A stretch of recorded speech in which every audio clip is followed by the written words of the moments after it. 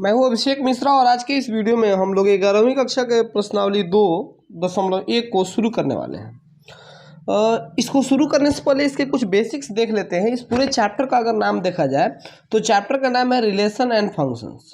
तो मैंने सोचा आपको रिलेशन और फंक्शन के बारे में कुछ बता दूं, लेकिन फिर मेरे ध्यान में आया कि 2.1 जो है उसमें हम लोग को ये दो चीज़ सीखना है, क्रमित युग्म और कार्तीय गुणन। ये क्या है इसको मैं बताऊंगा। और उसके बाद 2.2 जो है उसमें हम लोग रिलेशन के बारे में पढ़ेंगे और 2.3 में हम लोग फंक्शन के बारे में पढ़ेंगे, मतलब फलन के बारे में पढ़ेंगे। तो वहाँ पे रिलेशन और फंक्शन को डिटेल्स में बताऊंगा। थोड़ा सा मैं यहाँ बताता हूँ रिलेशन के बारे में, क्योंकि रिलेशन जब तक हम समझेंगे नहीं तब तक ये भी मज़ा नहीं आएगा पढ़ने में। जैसे संबंध, अगर आम बोलचाल की भाषा में बात किया जाए तो दो व्यक्तियों के बीच में कैसा संबंध होता है? संबंध होता है कि जैसे बाप बेटे का संबंध, भाई भाई का संबंध, भाई बहन का संबंध, या फिर मान लो आप अपने टीचर के पास जा रहे हो तो शिक्षक और शिष्य का संबंध। ये सब संबंध होते हैं हमारे दैनिक जीवन में।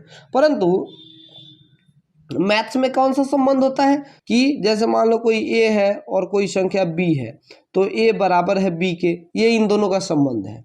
ए बी से दोगुना है तो ए जो होगा वो बी से दोगुना होगा, ठीक है। ए बी का आधा है। ऐसे इन सब संबंधों को हम लोग मैथमेटिक्स में संबंध कहते हैं। दो संख्याओं के बीच कौन सा संबंध है उसे संबंध कहा जाता है। और बाकी संबंध और फलन ये मैं अगले चैप्टर में आपको अगले एक्सरसाइज में मैं डिटेल्स में बताऊंगा। अभी हम 2.1 को देखते हैं। 2.2 में संबंध पढ़ना है और 2.3 में फलन पढ़ना है। 3 एक्सरसाइज है इस पूरे चैप्टर में। अभी हमें समझना होगा कि ये ऑर्डर्ड पेयर क्या है। सबसे पहले मैं आपको इस चैप्टर का महत्व बताना चाहता हूँ। बच्चे कई बार 11th क्लास के मैथ को इग्नोर कर देते हैं। उनको लगता है अच्छा ये बोर्ड में नहीं आने वाला है। लेकिन एक बात समझो कि 11th का मैथ अगर आपको समझ में नहीं आता तो आपको 12th का मैथ नहीं समझ में आएगा। और ये जो चैप्टर रिलेशन एंड फंक्शन ये आपको समझ में नहीं आएगा तो 12th के आधे से ज़्यादा चैप्टर्स इस पर डिपेंडेंट है। 12th के आधे से अधिक चैप्टर्स जो है वो इसी एक्सरसाइज पर डिपेंड है और 11th के भी। तो इसीलिए आपको ये चैप्टर बहुत ध्यान से पढ़ना होगा। अब आते हैं क्रमित युग्म पे कि क्रमित युग्म क्या कहलाता है। देखो, जब हम लोग पिछला चैप्टर सेट पढ़ रहे थे तो मैंने आपको बताया था कि अगर मान लो 3 और 4 हो एक सेट में और दूसरे सेट में 4 और 3 हो, तो ये 3 और 4 और 4 और 3 ये दोनों बराबर होंगे। क्यों? क्योंकि इसमें भी 3 है, इसमें भी 3 है, इसमें भी 4 है, इसमें भी 4 है, दोनों में सब कुछ है, तो ये दोनों बराबर है। लेकिन ये ऑर्डर्ड पेयर नहीं है। क्यों ऑर्डर्ड पेयर नहीं है? ऑर्डर्ड पेयर का मतलब होता है कि उनका क्रम भी मायने रखना चाहिए। क्रमित का मतलब क्रम, और क्रम का मतलब क्या है? कौन आगे है, पीछे है, दाएं है, बाएं है, इसको क्रम कहते हैं। तो अगर क्रमित युग्म में देखोगे तो ये 3 4 है तो ये भी 3 4 होना चाहिए तब बराबर होगा। और यहाँ क्रमित युग्म करोगे तो ये बराबर नहीं है, ठीक है। तो हम लोग सेट में पढ़ रहे थे कि आगे पीछे हो तो कोई फर्क नहीं पड़ने वाला है, लेकिन हम लोग यहाँ रिलेशन फंक्शन पढ़ेंगे कि आगे पीछे का फर्क पड़ने वाला है। कैसे? जैसे मान लो कि यहाँ एक बिंदु होता था तो यहाँ मान लो 1 2 और 1 2 3, तो ये पॉइंट कौन सा है? 2 2 वाला पॉइंट है जिसमें x का मान 2 है और y का मान भी 2 है। और यहाँ लो 2 3, तो 2 3 कौन आएगा? ये पॉइंट होगा 2 और 3, x का मान 2 और y का मान 3, और 3 2 लोगे तो x का मान 3 और y का मान 2 यहाँ पे आ जाएगा। तो ये दोनों 2 पॉइंट हो गए कि नहीं? 2 3 और 3 2, तो ये क्रमित युग्म है। समझ रहे हैं बात को? क्रमित युग्म का क्या मतलब है कि उनका क्रम भी मायने रखेगा। ये नहीं कि हाँ क्रम आगे पीछे हो गया तो कोई फर्क नहीं पड़ेगा, यहाँ फर्क पड़ जाएगा। तो सेट थ्योरी को भूल जाओ। पिछले चैप्टर में जो पढ़े थे कि हाँ आगे वाला पीछे भी रह सकता है, पीछे वाला आगे रह सकता है, ये बराबर नहीं माने जाएंगे। कब तक? जब तक आगे वाले को आगे वाले से मैच कराना है, पीछे वाले को पीछे वाले से मैच कराना है, दोनों मैच कर गया तब दोनों बराबर माने जाएंगे, ठीक। तो आशा करता हूँ कि आप ऑर्डर्ड पेयर समझे होंगे। अब कार्तीय गुणन समझते हैं। कार्तीय गुणन थोड़ा सा अच्छे से पढ़ते हैं क्योंकि यही इसका मेन टॉपिक है। कार्तीय गुणन मैं कुछ समझाऊं या इसकी परिभाषा लिखूं इससे पहले मैं आपको एक एग्जाम्पल देना चाहता हूं। मान लो कि 2 ठो सेट है, ए में एक है ए बी, ये दो सेट है, एक दूसरा सेट है बी जिसमें 1 और 2 है। अब इनका कार्तीय गुणन कैसे निकालते हैं? अब आपसे कहेगा कि ए गुना बी, कार्तीय गुणन को दिखाते ऐसे ही हैं, ए गुना बी निकालो, मतलब कह रहा है कि ए और बी का कार्तीय गुणन निकालो। ठीक है, तो कार्तीय गुणन निकालने के लिए हम वो तमाम अवयव लिखते हैं, जैसे ए का, इसमें ऑर्डर पेयर होता है, ए का पहले 1 के साथ संबंध, क्योंकि ए का बी के साथ कुल संबंध दिखाना है, ए का बी के साथ कुल कितना संबंध संभव है उसको कार्तीय गुणन कहते हैं, जिसमें पहला जो एलिमेंट है वो ए से होना चाहिए और दूसरा जो होना चाहिए वो बी से होना चाहिए। तो 1 गुना ए कोमा 1, दूसरा ए का 2 के साथ हो सकता है 1,2, फिर बी का 1 के साथ हो सकता है b,1, फिर बी का 2 के साथ हो सकता है b,2। ये कुल हमारे अवयव संभव हो गए, इसी को कार्तीय गुणन कहते हैं। इसको आसान तरीके से लिखने के 2 तरीके हो सकते हैं। आप एक तो इस डायग्राम के द्वारा बना सकते हैं, इसमें ए बी 1 और 2 लिख दीजिए, फिर तीर के द्वारा, ठीक है, एक ए का 1 के साथ, ए का 2 के साथ, फिर बी का 1 के साथ, बी का 2 के साथ, ऐसे संबंध बनाइए। और यहाँ लिख दीजिए ए का 1 के साथ, 1 का 2 के साथ, बी का 1 के साथ, बी का 2 के साथ, ऐसे ए गुना बी हो गया। ठीक है, अब यहाँ पे ध्यान देने की बात है कि अगर हमको b गुना ए कहता, b गुना ए कहता, तब हम क्या करते, तब b को इधर लिखते 1 2 और a और b, पहले 1 का 1 के साथ, पहले ऐसे सेट तो बनाएंगे ही, 1 का a के साथ, दूसरा 1 का b के साथ, 1 का b के साथ, b का 1 के 2 का a के साथ, 2 का a के साथ, कोमा लगाते रहना जरूरी है हर जगह, 2 का b के साथ, तो अंदर भी कोमा लगाते हैं और ऑर्डर पेयर के बाहर भी कोमा लगाते हैं, और ये भी 4 पॉसिबल अवयव संभव हो गए। ठीक है, अब ये a गुना बी और b गुना ए, आपसे कोई पूछे कि a गुना बी और b गुना ए क्या सेम चीज़ है, तो आपको कहना होगा नहीं, a गुना बी और b गुना ए में फ़र्क होता है, ये दोनों एक जैसे चीज़ नहीं है, ये दोनों देखो ना अलग अलग हैं। मैंने कहा था कि यहाँ ऑर्डर भी मायने रखेगा, तो इसीलिए ये दोनों अलग अलग चीज़ हैं, आपको इस चीज़ का ध्यान रखना होगा। एक और विधि होता है इसको बनाने का, कैसे, आप इसको x एक्सिस और y एक्सिस का तरह ले लीजिए, और इसको a मान लीजिए और इसको b मान लीजिए, इसको b मान लीजिए, और सबको मिला दीजिए, सबको मिला दीजिए। अब जहाँ जहाँ एक दूसरे को काटेगा, इस पर a एक्सिस में जो जो था वो लिख दीजिए, a में क्या था a और b, और y में 1 और 2। अगर आपको a गुना b निकालना है तब तो इधर a उधर b लिखिए, अगर b गुना a निकालना हो तो इधर b और उधर a लिखिए। और आपको x एक्सिस का पहले मान लिखते थे, तो यहाँ देखो a 1 हो गया कि नहीं हो गया, a और 1 यह हो गया कि नहीं, यहाँ से पहले b और 1, यहाँ से b और कोमा 2, जैसे x और, अरे आप 10th क्लास में ये पढ़ के आए हैं ना, 10th क्लास में ग्राफ व्राफ खींच रहे थे, तो वहाँ ये सब आपको मिल रहा था कि x अक्ष और y अक्ष पर कैसे बिंदुओं को लिखते हैं। तो आप b,2 b,1 ऐसे भी लिख देंगे तो आपका ये चीज़ हो जाएगा। समझ रहे हैं बात को? तो ये 2 तरीके मैंने बता दिए आपको कार्टेशियन प्रोडक्ट लिखने के। अब कार्टेशियन प्रोडक्ट होता क्या है? कार्टेशियन प्रोडक्ट एक तरह का क्रमित युग्मों का समूह होता है या सेट होता है, जो जिसके प्रत्येक पहले अवयव जो होते हैं, जिस प्रत्येक क्रमित युग्म का जो पहला घटक होता है, वह घटक सेट ए का सदस्य होता है और दूसरा घटक सेट बी का होता है। अच्छा, वही बी गुना ए निकालना होगा तो पहला सेट बी का होगा और दूसरा सेट ए का होगा। तो ये परिभाषा आप लिख सकते हैं। बाकी परिभाषा परीक्षा में बहुत पूछा नहीं जाता है, किताब में आपके परिभाषा भी दिया हुआ है, आप उन दोनों तरीक़ों से बना सकते हैं। अगर अब इसको आगे एग्जाम्पल बताने से पहले मैं चाहूँगा कि एक और मतलब एक्स्ट्रा क्वेश्चन आप कर लीजिए। मान लो कि सेट ए है जिसमें दिया हुआ है अवयव 1 2 3, बी है जिसमें दिया हुआ है 4 5, बस ज़्यादा बड़ा नहीं। अब आपको a गुना b निकाल के दिखाना है, तो मुझे तो सबसे आसान यही तरीका लगता है। पहले ए लिख दो ए, फिर बी लिख दो बी। ए में कौन है, 1 है, 2 है, 3 है, यहाँ 4 और 5। तो पहला 1 के 4 के साथ ऑर्डर पे बनाओ, 1 का 4 के साथ, फिर कॉमा। अब 1 का 5 के साथ, 1 का 5 के साथ, फिर 2 का 4 के साथ, फिर 2 का 5 के साथ, फिर 3 का 4 के साथ, फिर 3 का 5 के साथ। ये हमारे टोटल हो गए।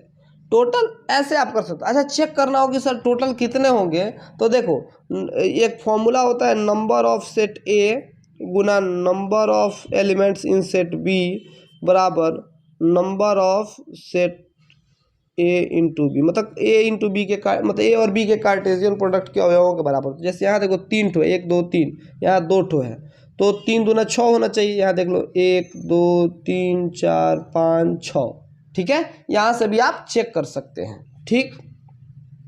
अब कार्टेशियन प्रोडक्ट के कुछ गुण होते हैं, उन गुणों को पढ़ने के बाद हम मतलब कुछ इसके एग्जाम्पल्स को देखेंगे। पहला गुण है कि 2 ठो कार्टेशियन प्रोडक्ट बराबर होंगे, मतलब ए कोमा बी बराबर होंगे एक्स कोमा वाई के। कब, जब ए बराबर हो एक्स के और बी बराबर हो वाई के। ये पहला नियम है। इस पे बहुत सारे सवाल आपको बनाने पड़ेंगे। पहला एग्जाम्पल भी इसी पे बनाना पड़ेगा, ध्यान रखिएगा। अगर 2 ठो कार्टेशियन प्रोडक्ट बराबर हैं, क्रमित युग्म अगर बराबर हैं ऑर्डर पेयर, तो तभी बराबर होंगे। ऑर्डर पेयर तभी बराबर होंगे जब एक पहला इसके पहले वाले के और दूसरा दूसरे वाले के बराबर होगा, ठीक है। मतलब प्रथम घटक के समान होगा और द्वितीय घटक के समान होगा, ठीक है। दूसरा नियम कहता है कि ये दूसरा नियम कहता है, ये वाला सूत्र जो हमने पढ़ा था, ये दूसरा नियम है। Number of A into number of B number of A गुना बी। ये हमने करके भी यहाँ अभी देख लिया था।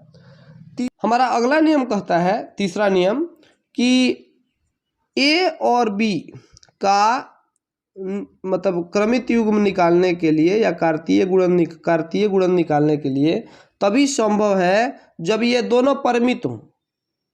अगर अपरिमित हो जाता है तो कहाँ से निकलेगा, या रिक्त हो जाता है तो कहाँ से निकलेगा। मान लो ये रिक्त है, तो एक का किसके साथ संबंध बनाओगे, बनेगा ही नहीं। मतलब ऑर्डर पेयर बनाओगे तो 1 कोमा खाली, फिर 2 कोमा खाली, ये तो ऑर्डर पेयर बना ही नहीं। समझ रहे हो बात को। अगर ये खाली होगा तो नहीं बनेगा। इसमें भी कुछ ना कुछ हाँ होना चाहिए। जैसे 3 आ गया, अब 1 कोमा 3 2 कोमा 3 लिख सकते हो। समझ रहे हो बात को। लेकिन अगर ये खाली हुआ तो नहीं बना सकते। दूसरी बात मैं समझा रहा था कि अगर ये अपरिमित हुआ तब भी नहीं बना सकते। मान लो ए बराबर दिया हो 1 2 और बी बराबर दिया हो 1 2 3 dot dot dot dot dot. अब कितना तुम बनाओगे। डॉट डॉट का क्या मतलब होता है, एक के साथ, 2 के साथ, 3 के साथ, 4 के साथ, 5 के साथ, 6 के साथ, 7 के साथ, बनाते बनाते बूढ़े हो जाओगे तब भी ये खत्म नहीं होगा। तो ये अपरिमित अगर हुआ तब भी नहीं बनेगा और रिक्त हुआ तब भी नहीं बनेगा। ऑर्डर पेयर बनाने के लिए मतलब परिमित समुच्चय होना चाहिए। अगला लास्ट नियम कहते हैं, अगर ए गुना ए निकालना पड़े कभी जीवन में, तो समझना इसका जो एलिमेंट आएगा वो ए बी सी। अब जैसे वो जोड़ा बना रहे थे वैसे ये 3 ठोका बनेगा। मैं आपको आगे समझाऊंगा। आज अगर ज़्यादा दे दूँ फिर आपको भारी लगने लगेगा। जितना ज़रूरत है इस चैप्टर में उतना ही करते हैं। जहाँ ए जो होगा वो इस ए का एलिमेंट होगा, ये इसका होगा और ये इसका होगा, ठीक है। इसको क्रमिक त्रिक कहेंगे, क्रमिक त्रिक, इसको क्रमिक त्रिक कहेंगे, ठीक है। तो ये इसके सारे बेसिक्स खत्म हो गए यहीं पे। अब हम इसके एग्जाम्पल्स को करते हैं। उदाहरण 1 कह रहा है कि यदि x + 1, y - 2 = 3, 1 हो तो x और y का मान ज्ञात कीजिए। मैंने कहा था कि 2 ठो ऑर्डर पेयर बराबर तभी होता है जब इसका पहला घटक पहले घटक के, दूसरा घटक दूसरे घटक के बराबर हो। तो यहाँ x + 1 = 3 हो जाएगा, यानी कि x = 3 - 1 2 हो जाएगा, +1 तो -1 हो जाएगा। ठीक उसी प्रकार y - 2 = 1 हो जाएगा, तो y = 3 हो जाएगा। x का मान 2 और y का मान 3 आ गया। कह रहा है यदि p = ABC और q = r हो तो p गुना q और q गुना r, मतलब पी क्यू का कार्टेशियन प्रोडक्ट और क्यू पी का कार्टेशियन प्रोडक्ट निकालना है। तो सबसे पहले हम पी गुना क्यू निकालते हैं। पी गुना क्यू मतलब पी क्यू का कार्टेशियन प्रोडक्ट, कार्तीय गुणन। तो इधर पी लिखेंगे ए बी सी और इधर क्यू में आर है, ठीक है। तो पहले ए का आर के साथ, ए का आर के साथ, फिर बी का आर के साथ, बी का आर के साथ, फिर सी का आर के साथ। हो तो गया, इसमें दूसरा कुछ है ही नहीं। तो और वैसे मैंने कहा था कि 3 गुना 1 बराबर 3, तो 1 2 3 ठो मिल गया, वो आपको याद है ना। और अब Q गुना P निकालते हैं। Q गुना P निकालने के लिए R को इधर लिखना पड़ेगा और A B C इधर लिखना पड़ेगा। तो R का A के साथ, तो R का A के साथ, R का B के साथ और R का C के साथ, ठीक है। अब कह रहा है क्या दोनों समान हैं? तो देखो दोनों समान हैं, नहीं है, बिल्कुल नहीं है। यहाँ ए आर है, यहाँ आर ए है, b R b, c R c, बराबर नहीं है, दोनों अलग अलग हैं। लीजिए ये दोनों समान नहीं है। उदाहरण 3 थोड़ा सा बड़ा क्वेश्चन है, इसीलिए आराम आराम से इसको बनाते हैं। और यहाँ देखो सेट हमने जो पढ़ा था उसका काम यहाँ फिर से आ गया।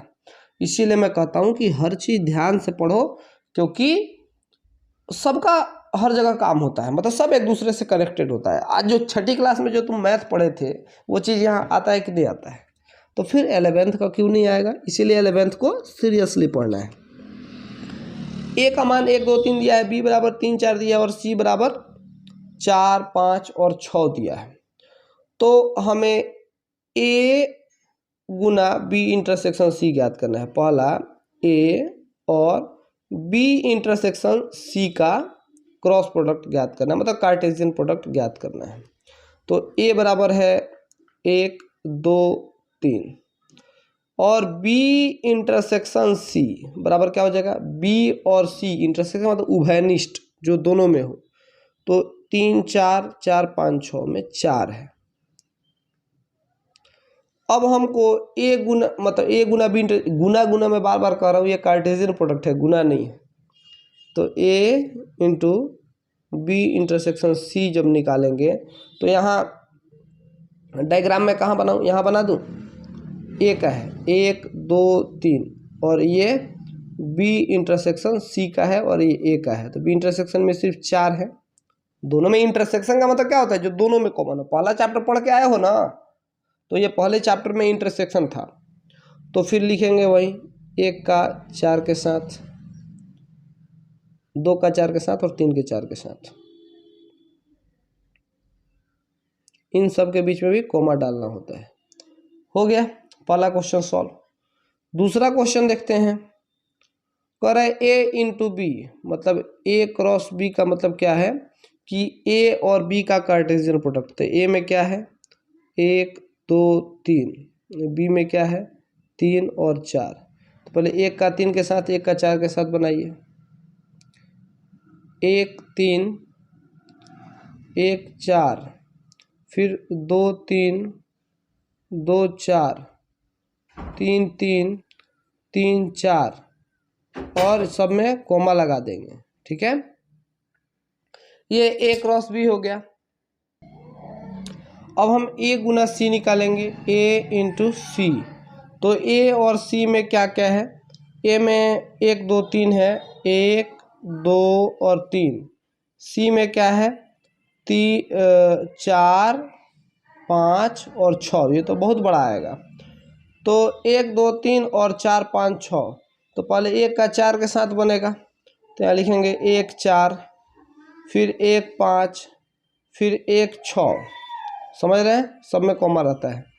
फिर 2 का 4 के साथ, 2 का 5 के साथ, 2 का 6 के साथ, फिर 3 का 4 के साथ, फिर 3 का 5 के साथ, फिर 3 का 6 के साथ। आप यहाँ देख लीजिए ना, 1 का 4 1 का 5 1 का 6, 2 का 4 2 का 5 2 का 6, 3 का 4 3 का 5 3 का 6, ऐसे आपको बनाना है।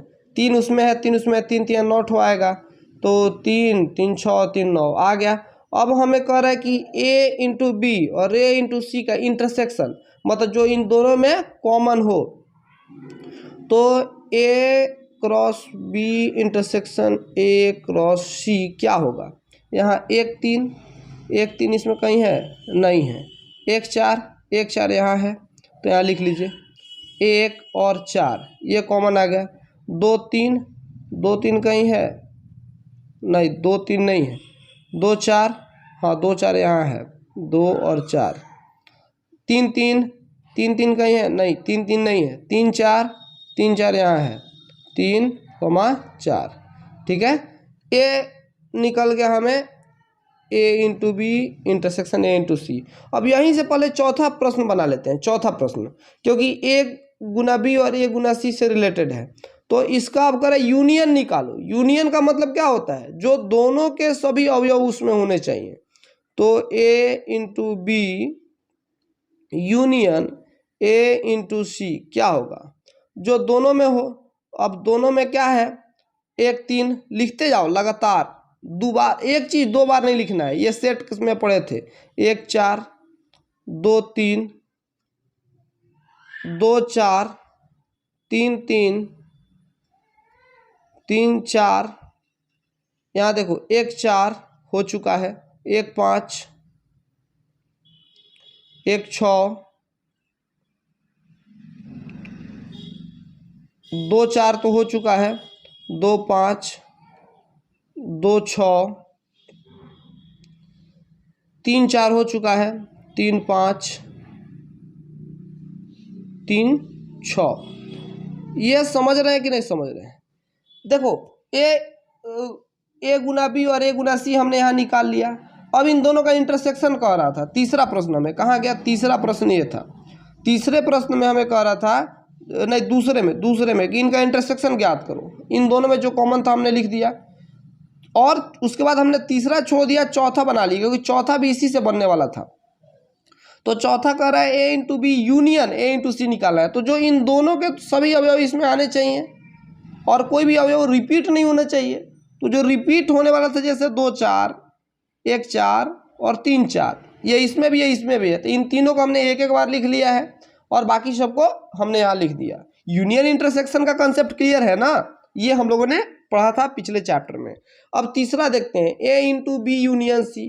तो सबसे पहले ए का मान ए इंटू बी यूनियन सी निकालने के लिए हमें ए निकालना पड़ेगा। ए दिया हुआ है 1 2 3। अब बी यूनियन सी निकालना है तो बी यूनियन सी क्या हो जाएगा? 3 4 और यहाँ फिर 4 है तो 4 2 बार लिखेंगे नहीं, 5 6 लिख देंगे। 5 और 6। तो अब इसका और इसका निकालना है। 4 3 12 ठो आएगा। सुनो यहाँ पे बना दो पहले 1 2 2 3। यहाँ हो गया 3 4 5 6। अब कैसे निकलेगा? ए क्रॉस बी यूनियन सी कैसे निकलेगा? इसके कितने ऑर्डर पेयर होंगे? तो यहाँ 3 और यहाँ 4 4 3 12 ऑर्डर पेयर होंगे। तो पहला होगा 1 का 3 के साथ 1 3, 1 का 4 के साथ 1 4, फिर 1 का 5 के साथ 1 का 6 के साथ लिखता हूँ 1 5 1 6। ठीक वैसे ही 2 का 3 के साथ अब 2 3 2 4 2 5 2 6। फिर अब 3 का तो 3 3 3 4 3 5 3 6। ये हो गए हमारे ऑर्डर पेयर। ये सारे हो गए। समझ रहे हैं बात को? अब आपका ये तीसरा उदाहरण भी सॉल्व हो गया। उदाहरण 4 कह रहा है P बराबर 1 गुना दे। तो P इंटू पी दिया हुआ है।